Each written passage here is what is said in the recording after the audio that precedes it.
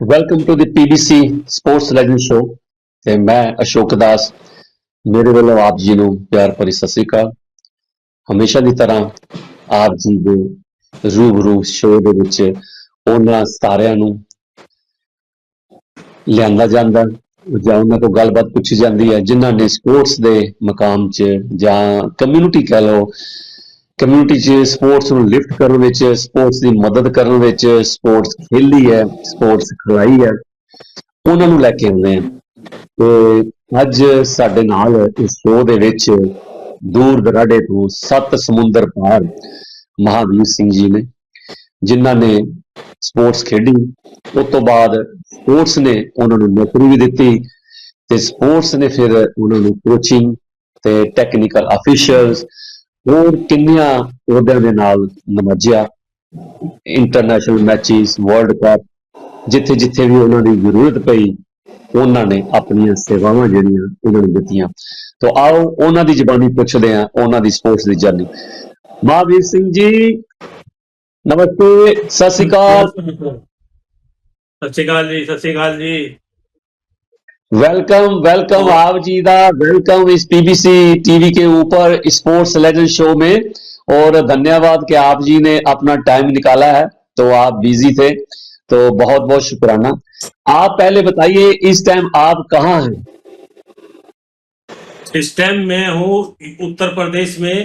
एक यहाँ पर एक एकेडमी चल रही है, यहाँ पर एक हमारे नेपाल की कबड्डी टीम प्रैक्टिस कर रही है, जो कि एशियन चैंपियनशिप में जापान में जाएगी।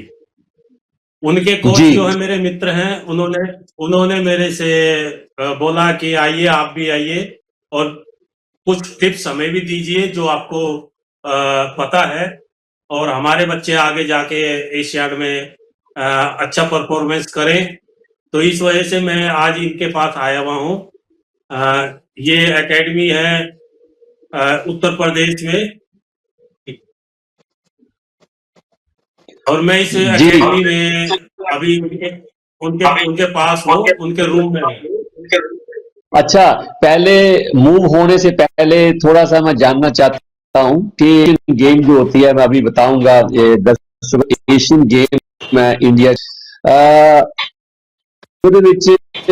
सारे एशिया और हिस्सा लेंदियां, ओलंपिक होंदी है, इदां ही हर कॉन्टिनेंट अंदर गेमां होंदियां, जिदा एशियन गेम हो गया, जिदा अपनी यूरोपियन गेम्स होंदियां, चैंपियनशिप होंदी है।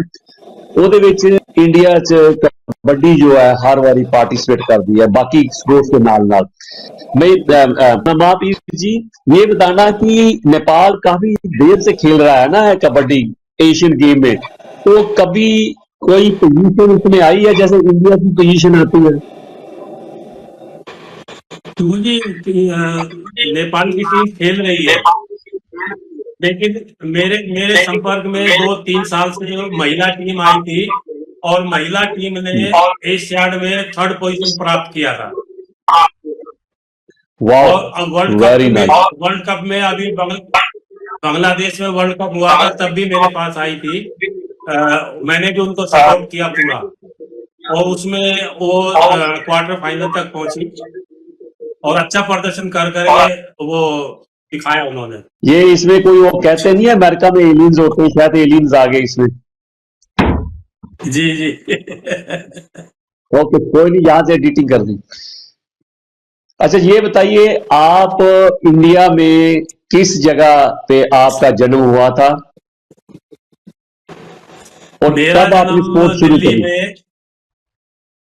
मेरा जन्म दिल्ली में किशनगढ़ विलेज बहरौली में हुआ था 1964 में जी। और वहीं पर हम छोटे से बड़े हुए हैं, आज भी वहीं पर रह रहे हैं जिस स्थान पर हमारा जन्म हुआ। तो आप बताइए कि आप कबड्डी के साथ कैसे कांटेक्ट हुए, कैसे आपको ये इंस्पायरेशन हुई कि मैंने कबड्डी खेलनी है, फुटबॉल, हॉकी, क्रिकेट नहीं खेलना, कबड्डी को शुरू करी आपने? एक्चुअल में क्या था कि मैं क्लास 9th में पढ़ता था, तब स्कूल के गेम हुए थे। तब हमारे जो पीटी टीचर थे उन्होंने कहा कि भाई कबड्डी खेलनी है, जोन में जाना है। तब मैंने कबड्डी खेली थी वहां पर 9th क्लास में, फिर 2 साल तक मैं 10वीं में भी कबड्डी खेला और जी फिर उसके बाद मैं स्कूल छोड़ दिया और मैं जॉब लग गया। मैं डीटीसी जी में जॉब लग गई। जैसे ही मैं 84 में जॉब लगी मेरी तो जी उसमें तब 85 में डिपार्टमेंट के गेम शुरू हो गए थे। तो जी मैंने 1985 में पहली बार ओपन स्टेट लेवल और अपना ओपन टूर्नामेंट खेलना शुरू किया और मैं धीरे धीरे मैं जी चमकता चला गया और 2005 तक 1985 से लेके 2005 तक मैं अपने डिपार्टमेंट के गेम खेलता रहा हूँ।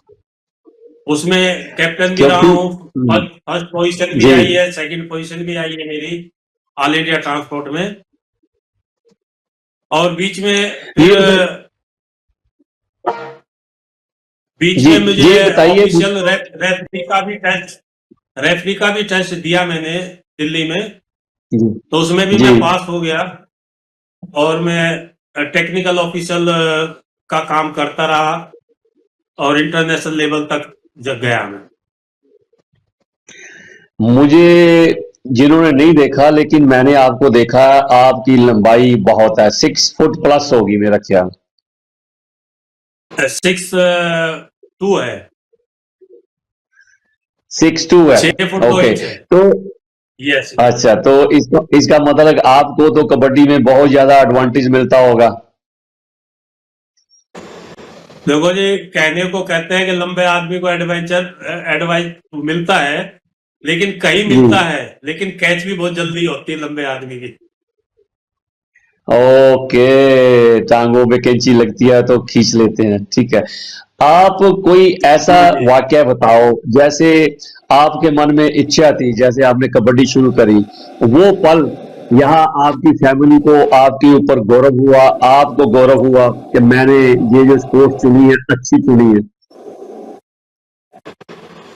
देखिए जी, मेरी फैमिली जो है टोटली स्पोर्ट्स की से जुड़ी हुई है। मेरे ग्रैंडफादर थे, वो भी एक जी स्पोर्ट्समैन थे, एथलीट थे।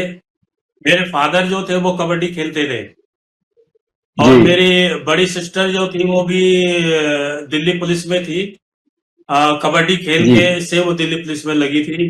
वैसे ये सबसे छोटी सिस्टर है, वो भी एथलीट है, वो भी रेलवे में जॉब करती है। और मेरे 2 यंगर ब्रदर हैं, कुछ दिन उन्होंने खेला, उन्होंने स्पोर्ट्स छोड़ दिया, लेकिन मैंने नहीं छोड़ा। अ, महावीर जी एक बात बताओ, जैसे यहाँ इंग्लैंड में या यूरोप में बहुत सुनने को आता है जब किसी को बोलते हैं कोई आप स्पोर्ट्स खेलो। इंडिया में जब मैं छोटा था, वहां भी जब कहते थे कि स्पोर्ट्स खेलें, तो घर वाले कहते थे स्पोर्ट्स से तेरे को क्या मिलेगा, ये तेरे को क्या देगी, पढ़ाई कुछ बन जा, नहीं तो ऐसे का ऐसे ही रह जाएगा। आपका क्या कहना है कि जो स्पोर्ट्स खेलते हैं क्या उनको नौकरी नहीं मिलती, या उनके पास पैसा नहीं होता, जहां वो बड़े मुकाम पे नहीं पहुंचते? देखिए, स्पोर्ट्स जो है, जैसे कि मैं अपने कबड्डी गेम के लिए बोलता हूँ, इसमें अधिक पैसा लगता नहीं है। एक निक्कर, एक शॉर्ट्स, जी एक टी शर्ट होनी चाहिए। खुले मैदान में जहां मर्जी खेल सकते हैं कबड्डी। जी कबड्डी गेम खेलते खेलते देखिए, इसमें जो है बहुत ही ज्यादा अपॉर्चुनिटी है। आजकल जॉब मिलती है, पढ़ाई से ज्यादा आज के टाइम में स्पोर्ट्स में ज्यादा वैल्यू है स्पोर्ट्समैन की। हमारे इंडिया में जी अभी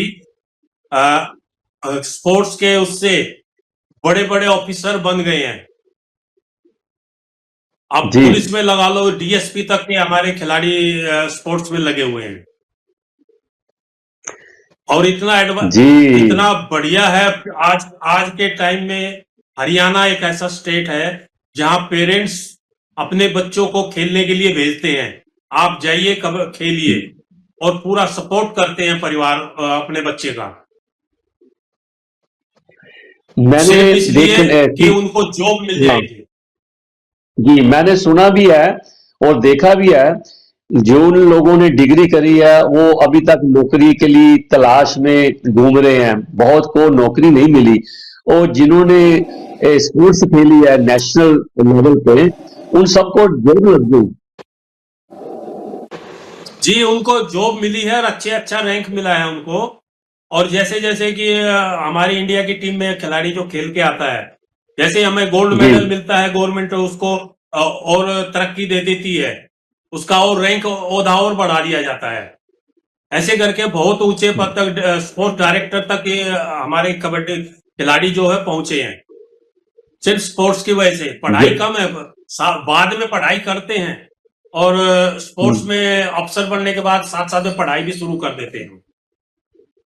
जैसे हमारी इंडिया टीम के कप्तान भी रहे हैं, बहुत आईपी अपना प्रो कबड्डी में भी नाम कमाया, अजय ठाकुर जी हिमाचल से, वो अभी डीएसपी हैं। तो बहुत खुशी जी हाँ। होती है कि कबड्डी का खिलाड़ी डीएसपी की पोस्ट पे है। Anup Kumar Indian team captain है, वो अनूप कुमार वो भी डीएसपी हैं हरियाणा पुलिस में। जी, अच्छा, वाह। हाँ जी। और बहुत ऐसे खिलाड़ी हैं जो कि हरियाणा के हैं, जो इंस्पेक्टर से लेकर एसीपी तक रैंक पर अब भी है, मौजूद है, कबड्डी से ही है वो भी। तो आपने जब कबड्डी खेली थी छोड़ी, फिर आपको जो जॉब मिली थी, क्या कबड्डी से जॉब मिली थी? नहीं, मैं कबड्डी से जॉब नहीं लगी थी, मैं थोड़ा सा पढ़ाई में कमजोर था। पिताजी कहते पढ़ लो, तो आखिर में जब मैं नहीं पढ़ पाया तो उन्होंने चलो तेरे को नौकरी लगवा देता हूँ। तब मेरे को थोड़ा सा एक्सपीरियंस था, मेरे को एक प्राइवेट क्या बोलते हैं डेली वेज पे जॉब लगाई थी और मैं जी उसमें कामयाब हो गया। और कामयाब हो गए और अच्छा मैंने परफॉर्मेंस दिखाया, तो मुझे परमानेंट कर दिया दिल्ली ट्रांसपोर्ट कारपोरेशन में।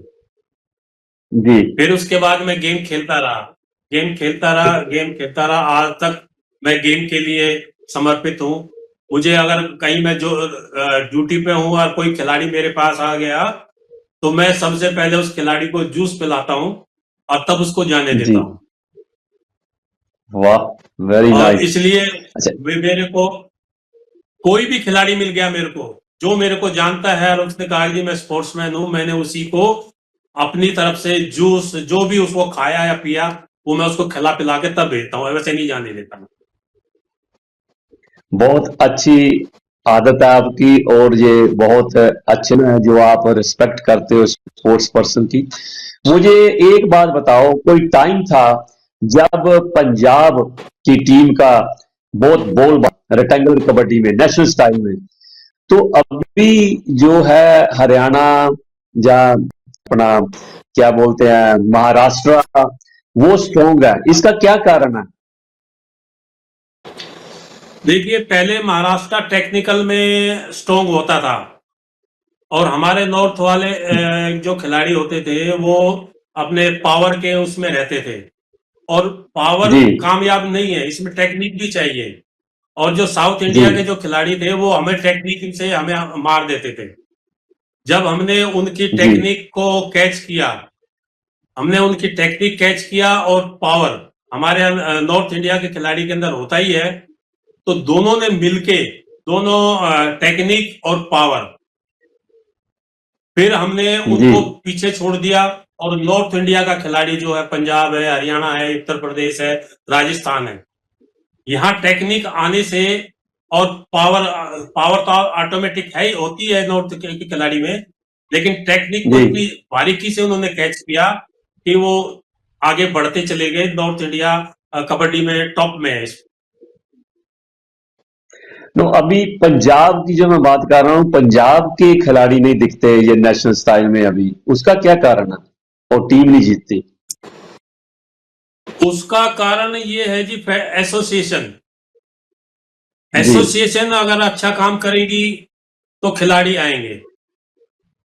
अब जी वो उसको मान लीजिए कहीं नेशनल में जैसे इंडिया का कोई सिलेक्शन होता है इंडिया की टीम के लिए, पंजाब उसमें अपने खिलाड़ियों को प्रोत्साहन नहीं करता है, जहां तक मेरे को नॉलेज है। बाकी तो जी नहीं बता सकता मैं ज्यादा, लेकिन जहां तक जी मैंने देखा है कि पंजाब की एसोसिएशन जो है वो अपने खिलाड़ियों को प्रोत्साहन नहीं करवाता, वो सिर्फ खेलने तक सीमित है, नेशनल तक। वो अपने और स्टेट हैं, वो सभी ये चाहते हैं कि मेरे स्टेट का खिलाड़ी इंडिया खेले, जिससे कि हमारे स्टेट जी का नाम रोशन हो। पंजाब में यही कमी सॉरी, मेरे को नजर आ रही है। इसका मतलब कि एसोसिएशन जो है उसके अंदर वो जज्बा नहीं है कि पंजाब का जो खिलाड़ी है वो इंडिया को रिप्रेजेंट करे, एशियन गेम में जाए, गोल्ड मेडल लेके आए। वो कुछ नहीं करते। जैसे जैसे अभी मेरे को सुनने में आया है कि ईरान में लड़ाई लगी हुई है, लेकिन ईरान की जो टीम है वो प्रैक्टिस करने के लिए इंडिया में आई हुई है। जैसे अफगानिस्तान की जो क्रिकेट टीम है वो इंडिया में हमेशा प्रैक्टिस करती है, खेलती है। तो आप इसके बारे में बताइए।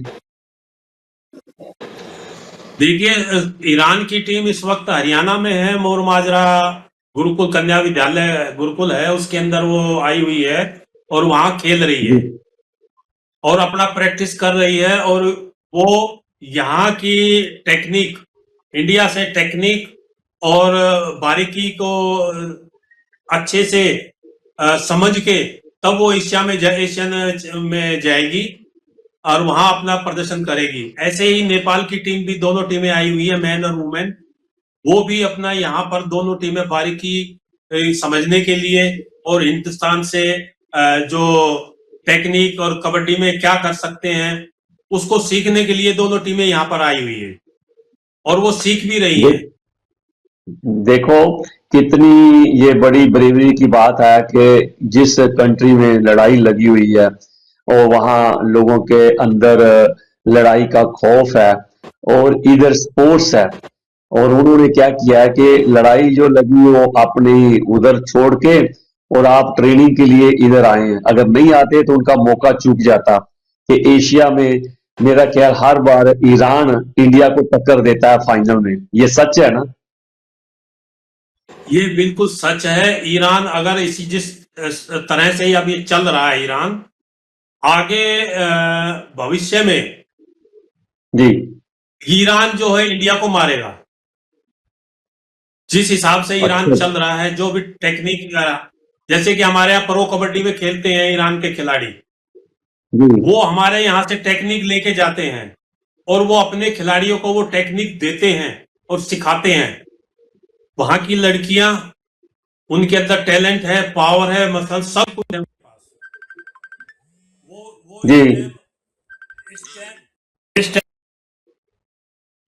जी अपना फोकस जो है अपने गेम पे डाल रखा उन्होंने।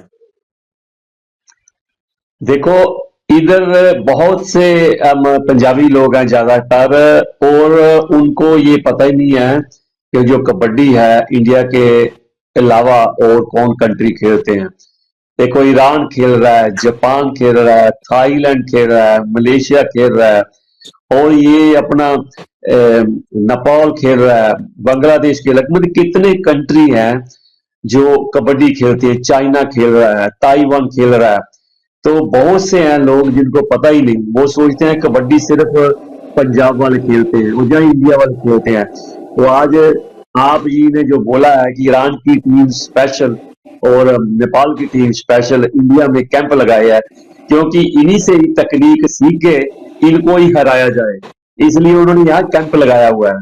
बहुत बढ़िया ये सोच है स्पोर्ट्स डिपार्टमेंट की। अगर ऐसी ये स्पोर्ट्स सोच हमारे पंजाब के डिपार्टमेंट की भी हो जाए तो मेरा ख्याल पंजाब आगे की तरह जैसे क्या बोलते हैं चैंपियन होता था और फिर बन सकता है। तो ये सोच होनी चाहिए। आप बताइए अभी इंडिया में जो कबड्डी है उसकी क्या थोड़ा रूपरेखा है, क्या चल रहा है? देखिए, कबड्डी तो अपनी जगह खेल रही है, चल रही है, लेकिन जो जी फेडरेशन है और जो एसोसिएशन है उनमें उथल पुथल पड़ी मची हुई है। जी वो सब सब क्या है कि जैसे कि एसोसिएशन है वो चाहती है अब मैं कब्जा करके रखूं। फेडरेशन है जो एक बार आ गया वो ये चाहता है कि मैं ही बना रहा हूं। जी और कोई आए और ना। ये ऐसा नहीं, अगर कोई अब मान लीजिए भारत सरकार ने स्पोर्ट्स कोड एक लागू किया हुआ है कि जी भाई जो भी पदाधिकारी, प्रेसिडेंट और सेक्रेटरी स्टेट से वो या फेडरेशन में हो या डिस्ट्रिक्ट में हो, जी वो जो 2 बार रह चुका, 3 बार रह चुका है, उसको अपना पद जी छोड़ के 1 साल का गैप देना चाहिए और दूसरे को चांस देना चाहिए। लेकिन यहाँ उल्टा हो रहा है। अगर मैं बन गया तो मैंने या तो अपना बेटा बना दिया या अपना कोई रिश्तेदार बना दिया या कोई जीजा जी बना दिया या साला बना दिया, लेकिन वो कब्जा ओ, उसमें करे हुए हैं। ये हमारे लिए एक खतरे की घंटी है कबड्डी के लिए। जी चलो ये तो चीजें चलती रहती है, क्योंकि ये एक जो आदमी है, ह्यूमन है, उसकी नेचर है। हर कोई चाहता है कि जहां वो पहुंच गया है, कहीं भी लगा लो, स्पिरिचुअल में लगा लो, कहीं मंदिर, गुरुद्वारे, मस्जिद, कहीं भी लगा लो, एक बार जो जिस पद पे पहुंच गया है वो उसको छोड़ना नहीं चाहता। ये हमारी कमजोरी है और ये नहीं होनी चाहिए। हमें दूसरे लोगों को भी मौका देना चाहिए। कबड्डी की बात करें तो 5000 साल पुरानी ये स्पोर्ट्स जो है, नेशनल स्टाइल कबड्डी, अभी पहली बार 2030 में 20 या 30 में 2030 में, सॉरी, ये कॉमनवेल्थ में शामिल हुई है, खेली जाएगी। आप इसके बारे में क्या कहना चाहते हो? क्या आपको कितनी खुशी हो रही है इसके बारे में? देखिए, कबड्डी देखो जितना ऊपर जाएगी हमें तो बड़ी खुशी है, क्योंकि जी मैं कबड्डी से जुड़ा हूं तो कबड्डी की तरक्की में देखना चाहूंगा। जी और मैं तो ये चाहता हूं कि कबड्डी वर्ल्ड वर्ल्ड कप भी उसमें होना चाहिए, ओलंपिक में भी जानी चाहिए। जी कबड्डी को ओलंपिक में होना चाहिए और उसके लिए हमारी जो इंटरनेशनल फेडरेशन है उनको इसमें काम करना पड़ेगा बहुत ज्यादा। अभी देखो जैसे कि वर्ल्ड कप हुआ बांग्लादेश में, कितनी कंट्री जी आई थी, 11 या 13 कंट्री आई थी, जी जबकि कम से कम नहीं तो 40 कंट्री कबड्डी खेल रही है आज के टाइम में। लेकिन बिल्कुल वही ठीक। बात है ना, अब मेरा आदमी होना चाहिए वहां पर, मुझे जो वोट देगा वही होगा। जब तक ये प्रथा नहीं खत्म होगी, कबड्डी ओलंपिक में जाने की सपना देखना देखने भर तक ही रहेगा। ओलंपिक में नहीं जाएगी जब तक ये मेरा तेरा मेरा रखोगे, तब तक कबड्डी आगे नहीं बढ़ेगी, किसी हाल में नहीं बढ़ेगी। पर मैं आपको बताना चाहता हूं और दूसरे दर्शकों को बताना चाहता हूं कि अभी ये सपना साकार होने जा रहा है। आप देखो, जो बाहर की कंट्रियां हैं वो ओलंपिक गेम क्यों करवाती थी? क्योंकि अगर उनके देश में ओलंपिक होगी, उनको 5 गेम उसमें डालने का मौका मिलता है, और जो उनकी ट्रेडिशनल गेम है वही एक चांस है, वो उसमें डाल सकते हैं। ये मौका हिंदुस्तान को, भारत को, इंडिया को पहले नहीं मिला ओलंपिक का। ठीक है।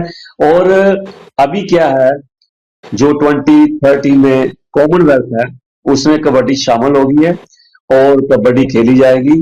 उसके बाद 2036 में इंडिया 99% तो ऑलरेडी श्योर है कि ओलंपिक इंडिया को मिलेगी, इंडिया में होगी। अगर इंडिया में होगी तो ये सबसे पहला और आखिरी मौका होगा हिंदुस्तान के लिए कि कबड्डी और दो दूसरी क्लास स्पोर्ट्स उसमें शामिल कर सके, वरना इसके बाद कभी मौका नहीं मिलेगा।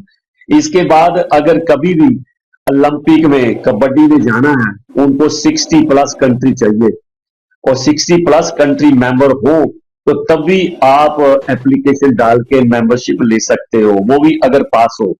तो ये एक मौका है, जिस कंट्री में ओलंपिक होती है उनकी स्पोर्ट्स जो है, जो वो चाहे 5 जो एक्चुअली थोड़ी बहुत ही फैली हुई है, वो जा सकती है। तो आप देखो ओलंपिक में कितनी स्पोर्ट्स है जिनको हम जानते ही नहीं, और बहुत स्पोर्ट्स है जिनमें सिर्फ 10 कंट्री खेलते हैं, 12 ही खेलते हैं, लेकिन वो स्पोर्ट्स ओलंपिक में है। वो इसलिए है कि उस कंट्री में जिसकी स्पोर्ट्स है उन्होंने ओलंपिक को होस्ट किया। हमारे इंडिया में क्या कहते हैं, अरे स्पोर्ट्स क्यों करनी थी, ओलंपिक क्यों करनी थी, लोगों को खाना देते, सड़क बनाते या कोई एजुकेशन देते, तो उनको ये नहीं पता कि जो अपने मुल्क की स्पोर्ट्स है, अपनी खुद की स्पोर्ट्स है, वो तभी आपकी उसमें जा सकती है अगर आपकी कंट्री में ओलंपिक हो। सो ये जो आप कह रहे हो, ये सपना जरूर साकार होगा, ओलंपिक में कबड्डी जाएगी, आगे भगवान की मर्जी। देखो जी, हम तो चाहते हैं ओलंपिक में जाए कबड्डी, लेकिन जी क्या है कि जो तेरा मेरा रखोगे ना, वो जी सबसे ज्यादा नुकसानदायक है। केवल स्पोर्ट्स की तरफ देखना चाहिए, हमारा स्पोर्ट्स कैसे बढ़े, कौन बढ़ाएगा, कैसे बढ़ाएगा, इस पर विचार करना चाहिए। जी आज जैसे कि हमारा प्रो कबड्डी है, प्रो कबड्डी से पूरे वर्ल्ड के अंदर कबड्डी का प्रचार हो रहा है जी और उससे गेम बढ़ रहा है। और जी उतना ही प्रो कबड्डी से करप्शन भी बढ़ा है। जी दोनों पहलू हैं, दोनों पहलू हैं। कबड्डी बढ़ भी रही है और कबड्डी में करप्शन भी बढ़ रहा है। यहां तक कि एक आप खिलाड़ी हमारे जो है प्रो कबड्डी में जाने के लिए बहुत कुछ करने को तैयार हो जाते हैं। कोई कोच को पकड़ेगा, कोई एसोसिएशन के सेक्रेटरी को पकड़ेगा, कोई किसी को होगा, वो अपने पॉकेट में पैसा लेके घूमता है कि ये लो पैसा मेरा करा दो। जब तक ये प्रथा खत्म नहीं होगी तो हम्म, कबड्डी के लिए मेरे हिसाब से ये ठीक नहीं है। अब हमसे हम कर जहां भी किसी ने मेरे को बोला है कि मुझे आपकी जरूरत है कबड्डी के लिए, आप करके दीजिए, मैं पूरे वर्ल्ड जी में कहीं पे भी अगर कोई मेरे को बोलता है कि आप मेरे हमारे यहाँ आइए, मैं अपने खर्चे से जाने को तैयार होता हूं और मैं गया भी हूं। लेकिन भाग्यवश ये ये है कि अभी नीदरलैंड में जाना था, वहां नहीं जा सका जी किसी कारणवश। लेकिन मैं कबड्डी के लिए हर हर वक्त तैयार रहता हूं। लेकिन क्या है कि ईमानदार आदमी नहीं चाहिए कबड्डी में। ईमान जितना बेईमान होगा उतना बढ़िया ऊपर जाएगा। ईमानदार को तो वहीं पे फेंक देते हैं, चल पीछे हट जा, तेरी जरूरत नहीं है। ऐसा है, ऐसा है, देखो, ये तो लोगों की सोच है। ये है कि अगर आप में अच्छे गुण है और आप दूसरे के बुरे या बुराई सुन के आप अपने अच्छे गुण त्याग दो, वो अच्छा नहीं है। अपने अच्छे गुण किसी के कहने के कारण नहीं त्यागने चाहिए। हमेशा ये सोचना चाहिए, मैं क्या कर सकता हूँ, मैं किसी को क्या दे सकता हूँ, मैं अपने देश को क्या दे सकता हूँ, मैं किसी का भला कैसे कर सकता हूँ, मैं कबड्डी को क्या दे सकता हूँ, कबड्डी ने मुझे क्या दिया है, ये हमें सबको पता है, लेकिन मैं क्या कर सकता हूँ। प्रॉब्लम वहां आती है जब हम सबसे पहले ये कहते हैं कि मुझे क्या मिलेगा, ये करूंगा तो मुझे क्या दोगे, ये प्रॉब्लम है। जब हमारे अंदर पॉजिटिविटी आ गई तो मैं क्या कर सकता हूँ, और तब भगवान आपका साथ देगा। आपने जो किया है, आप कबड्डी को प्यार करते हो, आपके अंदर पैशन है, और आपने हर जगह पे अपना टेक्निकल ऑफिशियली तौर पे काम किया है, कोच के ऊपर काम किया है, जिसने आपको बुलाया आपने उसका साथ दिया है, जिसने कोई लीग चलानी है, कोई टूर्नामेंट करना है, आपने साथ दिया है। लेकिन आपके अंदर जो अच्छाई है, आप उसको मत छोड़ो किसी को एक गिनोगे। प्रो कबड्डी ने इस टाइम प्रो कबड्डी जो इंडिया में चल रही है, वर्ल्ड की थर्ड रिचेस्ट लीग है, वर्ल्ड की थर्ड रिचेस्ट लीग है। सबसे पहले अमेरिका का बास्केटबॉल है, उसके बाद आईपीएल क्रिकेट है, और तीसरे नंबर पे ये प्रो कबड्डी आती है, जिसमें करोड़ों करोड़ों की गोली लगती है प्लेयरों को टीवी के ऊपर। तो अच्छा भी है, बहुत लोगों को रोजगार मिला, नाम मिला। लेकिन जो आप कह रहे हो, जहां अच्छाई है वहां बुराई भी होती है, जहां चंगा है वहां माड़ा भी होता है, जहां मीठा है वहां कड़वा भी होता है। तो अगर ये ना हो तो हमें कैसे पता चलेगा। तो ये आपने जो कहा है ठीक है, कि हम सबको एक मुठ होके एक मिल के काम करना चाहिए, और जो गलत कर रहा है वो उसकी सोच है, आज नहीं कल उसको भुगतना पड़ेगा, ये तो श्योर है। भगवान कभी किसी को माफ नहीं करता। अच्छा महावीर जी, ये जो शो है, ये उन लोगों के लिए है, पेरेंट्स के लिए है, जिनको मतलब की स्पोर्ट्स में मौका नहीं मिला और जिनके बच्चे स्पोर्ट्स में नहीं है। कि आप बताइए कि आप क्या उनको मैसेज देना चाहते हो कि बच्चों को स्पोर्ट्स खेलनी चाहिए या नहीं। देखिए, मैं तो ये कहूंगा कि हर पेरेंट्स को ये सोचना चाहिए कि मेरा बच्चा स्पोर्ट्स खेले। उससे कई हम्म, चीजें, एक तो स्वास्थ्य रहेगा और फिट रहेगा, और जी उसका अपना नाम करेगा, अपने पेरेंट्स का नाम करेगा, अपने देश का नाम करेगा, अपने स्टेट का नाम करेगा। मैं तो जी यही कहूंगा कि सभी बच्चों को कबड्डी या कोई भी गेम है वो खेलना चाहिए, और दिल से खेलना चाहिए, जिससे कि वो अपने आप को भी फिट रख सकता है, अपने परिवार को भी फिट रख सकता है। कबड्डी जो वो गेम जरूर खेलने चाहिए, कबड्डी हो, एथलेटिक्स हो, रेसलिंग हो, खो खो, जो भी गेम है उसको पसंद है वो गेम खेलना चाहिए। जी, ये आपकी बात बिल्कुल ठीक है। स्पोर्ट्स कोई भी हो खेलनी चाहिए। स्पोर्ट्स हमें फिटनेस देती है, स्पोर्ट्स हमें टीम वर्क सिखाती है, यूनिटी सिखाती है। जैसे हम बोलते हैं कम्युनिटी, कि कम्युनिटी क्या है, कम्युनिटी में इकट्ठे होकर कैसे रहना है, स्पोर्ट्स सिखाती है। स्पोर्ट्स की कोई भाषा, कोई लैंग्वेज नहीं है, उसकी एक ही लैंग्वेज है, प्यार। जो प्यार है वही उसकी लैंग्वेज है। मैं इसके साथ एक आपसे बात शेयर करना चाहता हूं। जैसे आपने कहा कि करप्शन बहुत हो गई, हाल ही में मुझे इंडिया से फोन आया किसी लड़के का कि आप जो मेजर प्रो कबड्डी करवाने जा रहे हो इंग्लैंड में, और कब हो रही है, और हम उस वहां आ रहे हैं खेलने के लिए। तो मैंने उस लड़के को बोला कि हमने हिंदुस्तान से कोई भी, इंडिया से कोई भी प्लेयर को नहीं बुलाया, तो आप कैसे आ रहे हो? उसने बोला कि कोई कोच साहब है, और उन्होंने बोला कि इंग्लैंड से मुझे एक एग्रीमेंट मिला है और यहाँ से प्लेयर वहां भेजने के लिए। उस बंदे ने बहुत से बच्चों से पैसे लिए, 1 लाख, 1.5 लाख, 2-2 लाख, कि आपको इंग्लैंड में भेजेंगे और आप वहां मेजर प्रो कबड्डी लीग खेलोगे, जो अक्टूबर में शुरू होगी, और आपको पैसे भी मिलेंगे। तो बच्चों के माँ बाप ने, किसी ने बिना पूछे और इंग्लैंड से संपर्क किए हुए वो आदमी को पैसे दे दिए। तो आप बताइए कि ये ठीक है या गलत है? ऐसा बच्चों के साथ, गरीब माँ बाप के साथ ये करना कहाँ का इंसाफ है? देखिए सर, ये ऐसा हो रहा है, मुझे मालूम है हो रहा है।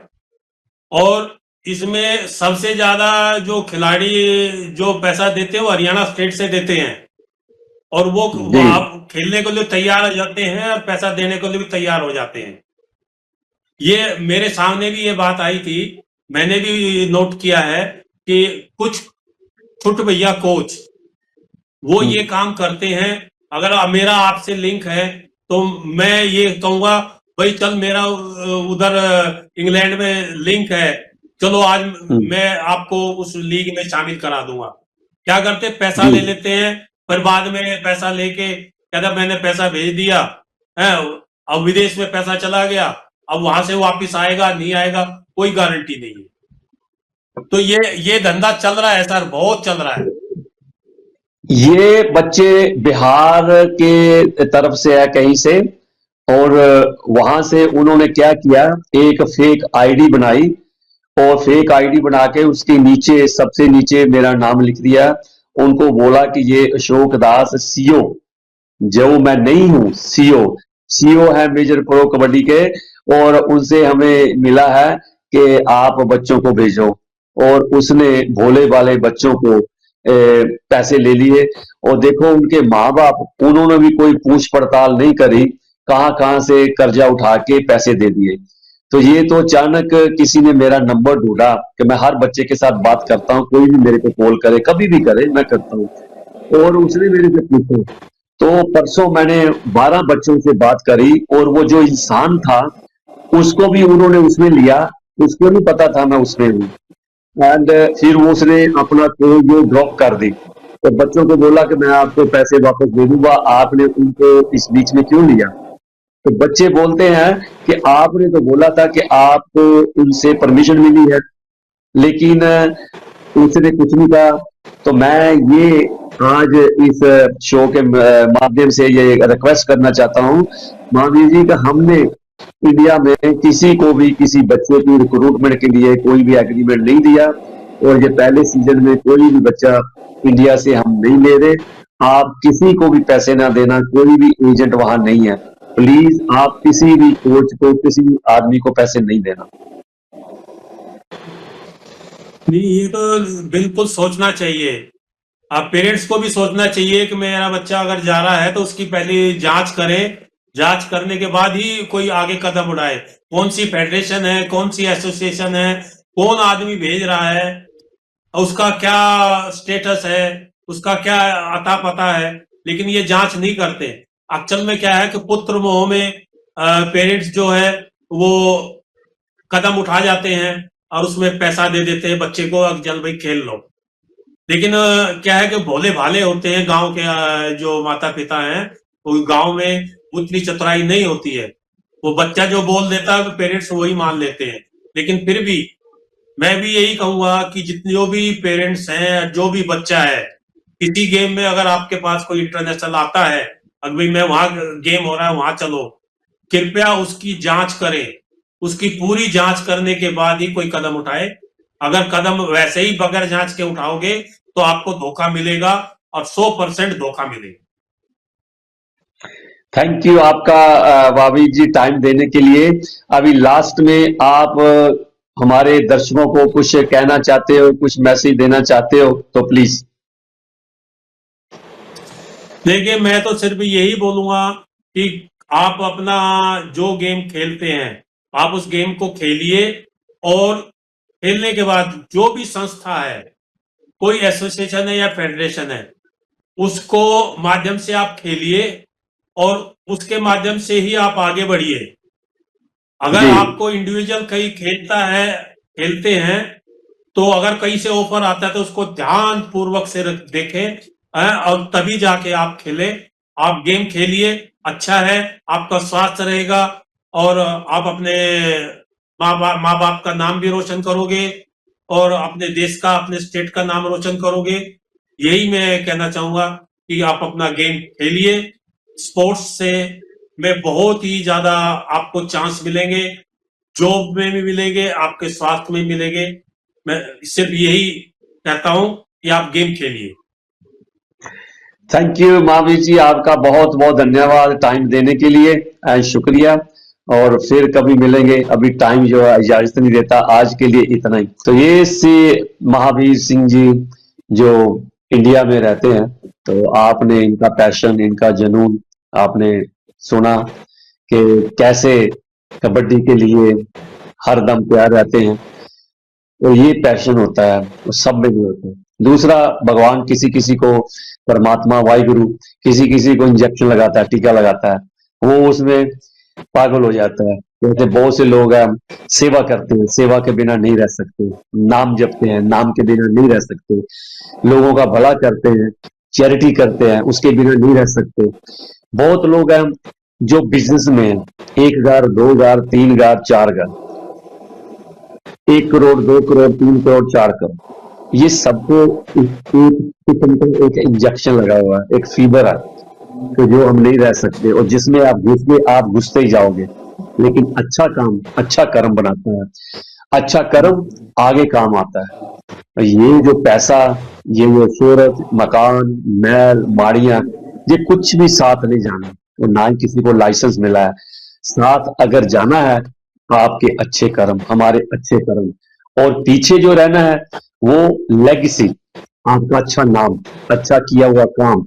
नहीं तो कोई भी, यहाँ कितने मिलियनेयर है, किसी को याद ही नहीं किसके पास क्या था, कौन मर गया, कौन नहीं। उनका नाम रहता है जो अच्छे कर्म करते हैं, अच्छे काम करते हैं। तो स्पोर्ट्स में आज तक जिन्होंने अपना मकाम हासिल किया है, अच्छे प्लेयर रहे हैं, उनको लोग याद करते हैं। इंग्लैंड में भी कितने लोग हैं जिनको याद करते हैं, जिन्होंने स्पोर्ट्स शुरू करी थी और जो स्पोर्ट्स को डेवलप करते थे। ऐसे ही इंडिया में, तो आइए इस जन्म में कुछ कर ले, ये दोबारा नहीं मिलना, ये जन्म दोबारा नहीं मिलना, एक बार ही। तो एक बार ही इसमें हम एक ऐसा कर्म कर ले कि दुनिया याद करे, माँ बाप याद करें, शहर का नाम हो, तहसील का नाम हो, पिंड का नाम हो, कस्बे का नाम हो, अपनी कंट्री का नाम हो। तो आज के लिए इतना ही। अगर मेरे से और महावीर सिंह जी से कोई गलती हो गई हो तो मैं क्षमा चाहता हूँ, माफी चाहता हूँ। तो देखते रहिए पीबीसी स्पोर्ट्स टेलीविजन शो, और आप भी हेल्प कीजिए, ये आपका चैनल है, कम्युनिटी चैनल है, तो ये आपके ही साथ में चलता है, तो आप भी हेल्प करिए इसकी। आज के लिए इतना ही। सत श्री अकाल।